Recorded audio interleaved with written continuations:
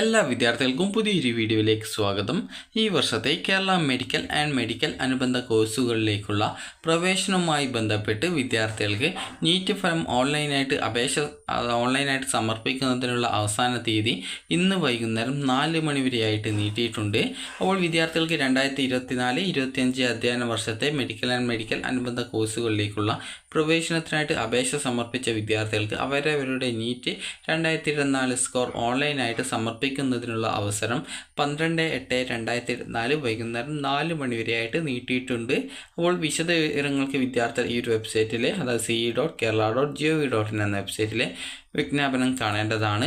വിദ്യാർത്ഥികൾക്ക് KEAM website open ചെയ്ത ശേഷം ce.kerala.gov.in എന്ന വെബ്സൈറ്റാണ്. അപ്പോൾ ആ ഒരു വെബ്സൈറ്റ് ഓപ്പൺ ചെയ്ത് കീം 2024 കാൻഡിഡേറ്റ് പോർട്ടൽ എന്നുള്ള ലിങ്കിൽ ക്ലിക്ക് ചെയ്യുകയും ക്ലിക്ക് ചെയ്ത ശേഷം നിങ്ങളുടെ application number, password, access code എന്നിവ നൽകുകയും നൽകിയ ശേഷം നിങ്ങൾക്ക് ഈ നീറ്റ് സ്കോർ നൽകാനുള്ള ലിങ്കിൽ ക്ലിക്ക് ചെയ്ത് നിങ്ങളുടെ നീറ്റിൻ്റെ രജിസ്ട്രേഷൻ ID, അതുപോലെ തന്നെ ആ ഒരു രജിസ്ട്രേഷൻ്റെ ബാക്കിയുള്ള ഡീറ്റെയിൽസ്, അതുപോലെ തന്നെ നിങ്ങളുടെ ഈ ഒരു ഡേറ്റ് ഓഫ് ബർത്ത്.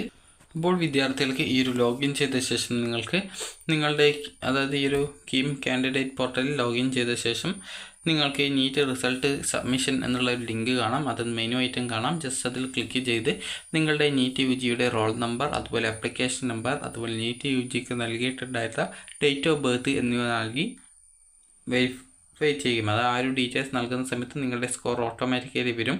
അപ്പോൾ അതിൽ നിങ്ങളുടെ പേര്, നിങ്ങളുടെ ഫാദറിൻ്റെ പേര്, മദറിൻ്റെ പേര്, റിസൾട്ട് ഡീറ്റെയിൽസ് ആ സ്ക്രീനിൽ കാണുന്നത്, അതുപോലെ തന്നെ നിങ്ങളുടെ നീറ്റിൻ്റെ പെർസെൻറ്റേജ് സ്കോർ, അതുപോലെ ഓൾ ഇന്ത്യ റാങ്ക് എന്നിങ്ങനെയൊക്കെയുള്ള ഡീറ്റെയിൽസുകൾ കാണാൻ പറ്റുന്നതാണ്. അപ്പോൾ ഇതൊക്കെ കറക്റ്റ് ആണെന്ന് പരിശോധിക്കുകയും കറക്റ്റ് ആണെങ്കിൽ വെരിഫൈഡ് ആൻഡ് സബ്മിറ്റ് എന്നുള്ള ബട്ടൺ ക്ലിക്ക് ചെയ്യുകയും ചെയ്യേണ്ടതാണ്.